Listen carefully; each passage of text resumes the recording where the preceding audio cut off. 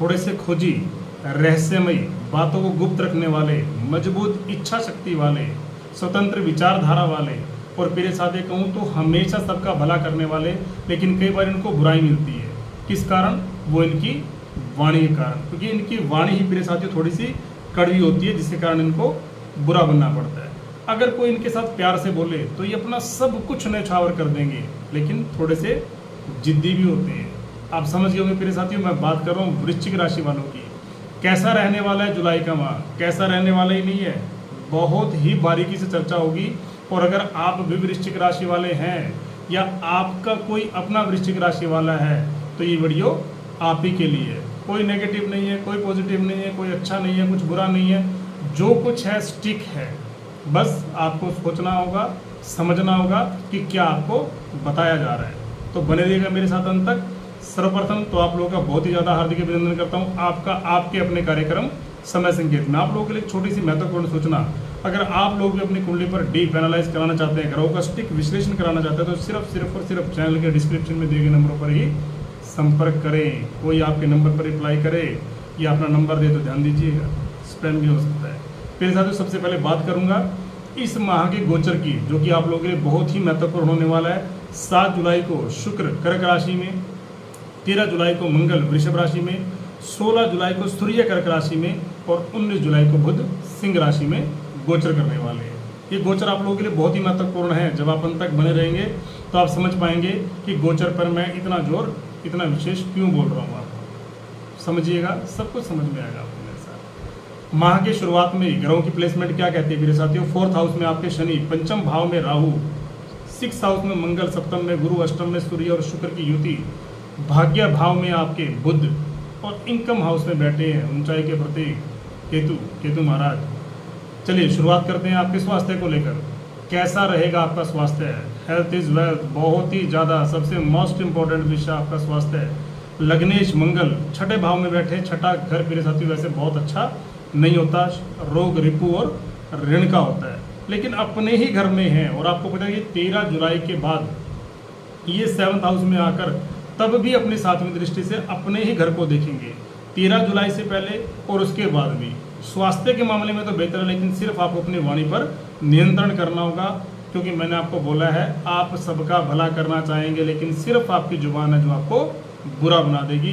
Health के मामले में तो आप अपने आप को स्मार्ट ठीक समझें। बात करें आपकी एजुकेशन की, 5th भाव के स्वामी बृहस्पति देवगुरु आपके बैठे हुए 7th भाव में, कोई बुरा नहीं है।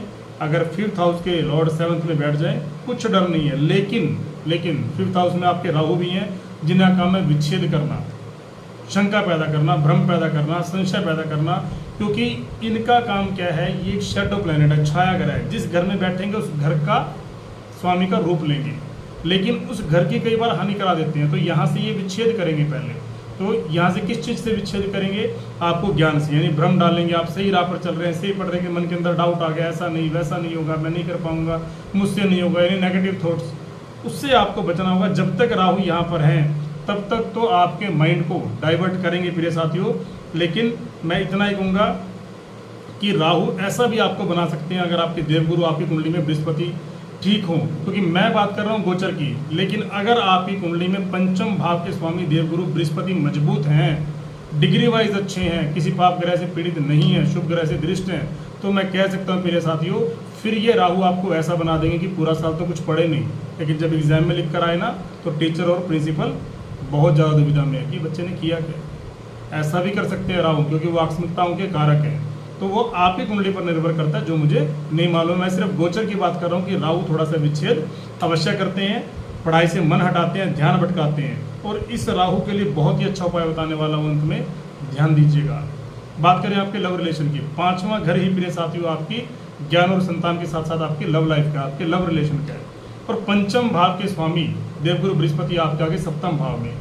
शास्त्र कहते हैं मेरे साथियों, अगर 5th लॉर्ड 7th में आ जाए तो इंसान के प्रेम विवाह के योग बनते हैं। और साथ ही अगर आप लोगों की लव लाइफ है, आप उसको कन्वर्ट करना चाह रहे हैं मैरिज के अंदर, अभी आपका प्रयास चालू था या अभी आप प्रयास कर रहे हैं, तो मैं कहूँगा कि ये वो सही समय है जिस समय आप अपनी लव लाइफ को मैरिज में कन्वर्ट कर सकते हैं। यानी इस माह के अंदर आपके पेरेंट्स, आपके पार्टनर के पेरेंट्स के बीच में कोई भी डिस्टेंस बना हुआ था, कोई भी कारण बना था, वो दूर होकर के शादी के योग बनेंगे, रिश्ता पक्के होने के योग बनेंगे। लेकिन पंचम भाव में जो राहु बैठे हैं वो थोड़ा सा कई बार ना संदेह डाल देते हैं, डाउट डाल देते हैं, शक डाल देते हैं, आप उन पर करें या वो आप पर करें, वो ठीक नहीं है।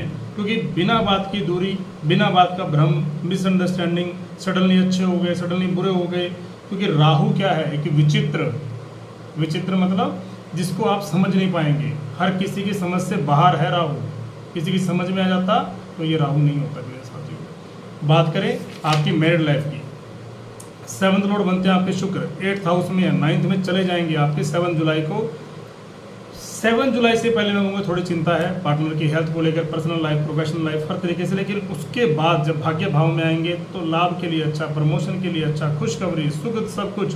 क्योंकि केंद्र का संबंध त्रिकोण से बन जाए तो बन गया केंद्र त्रिकोण राजयोग, बहुत ही बढ़िया प्रिय साथियों। 7 जुलाई से पहले बस मैंने बोला थोड़ा सा आपको एडजस्ट करके चलना होगा। बात करें आपके भाग्य की, ये भी इंपॉर्टेंट विषय है। भाग्य के स्वामी चंद्रमा कहना ही क्या, 2.25 दिन में राशि परिवर्तन कर लेते हैं, 1 माह के अंदर 12 राशियों का चक्कर ही पूरा कर लेते हैं। तो भाग्य थोड़ा सा मैं कहता हूँ आप लोगों का डामाडोल रहता ही है, क्योंकि चंद्रमा का काम है घटना और बढ़ना। लेकिन फिर भी बुध भाग्य भाव में, 7 जुलाई के बाद शुक्र भी भाग्य भाव में बन गया, लक्ष्मी नारायण योग, 13 जुलाई के बाद मंगल केंद्र में। तो मैं कहूँगा मेरे साथियों, बहुत तो नहीं लेकिन एवरेज ही कहा जाएगा। कोई भी डिसीजन अगर आपको लेना है, बड़ा डिसीजन लेना है, मैं ये नहीं कहता इस माह मत लीजिए, लेकिन मिड जुलाई के बाद लीजिए, उससे पहले कोई बड़ा डिसीजन लेने से बचें, ज़्यादा बेहतर होगा। बात करें यहाँ पे कैरियर की, 10th रोड सूर्य 8th हाउस में है, 16 जुलाई के बाद भाग्य भाव में आ जाएंगे। एक ही चीज़ कहूँगा कि इस समय के अंदर थोड़ा सा आप काम को सही तरीके से ना कर पाएँ, या आपसे सही से हो नहीं पा रहा, क्योंकि सूर्य 8th में है, थोड़ा सा स्ट्रगल करना पड़ रहा है, बेवजह का आपके ऊपर बर्डन आ रहा है, करना चाह रहे हैं, हो नहीं पा रहा। लेकिन 16 जुलाई के बाद आप कुछ भी करेंगे कि भाग्य भाव में आ जाएंगे, बड़ा कॉन्फिडेंट होगा, आत्मविश्वास होगा, गलत को भी सही साबित करने की आपके अंदर एनर्जी होगी। लेकिन ऐसा करना नहीं होता, कर सकते हैं, है ना। उसका भी मैं आपको यही कहूँगा कि परिणाम आपके लिए अच्छा होने वाला है। आप टारगेट अचीव करेंगे, कुछ बड़ा आपको अपॉर्चुनिटी मिल सकती है आपके करियर में जब सूर्य आपके भाग्य भाव में होंगे। बात करें बिजनेस की, 7th लॉर्ड शुक्र 8th में है, 7 जुलाई के बाद 9th हाउस में आ जाएंगे, भाग्य भाव में आ जाएंगे। कहना ही क्या, 7 जुलाई के बाद बिजनेस बेहतर, डेली इनकम अच्छी। अगर आपका कोई काम शुक्र से रिलेटेड है, कोई कॉस्मेटिक का काम है, कोई कपड़े का काम है, कोई डिजाइनिंग का काम है, कोई कला के क्षेत्र से आप जुड़े हुए हैं, तो समझ लीजिए आपके तो वारे ही न्यारे हैं, आमदनी बहुत बेहतर। जान लेते हैं मेरे साथियों उपाय की, क्या करना चाहिए। सूर्य देव की आराधना बिल्कुल करनी चाहिए आपको। हनुमान चालीसा का पाठ आपके लिए तो वरदान से कम है नहीं। और जो विशेष उपाय है जो मैंने आपको बोला है, आपको बताया जाएगा।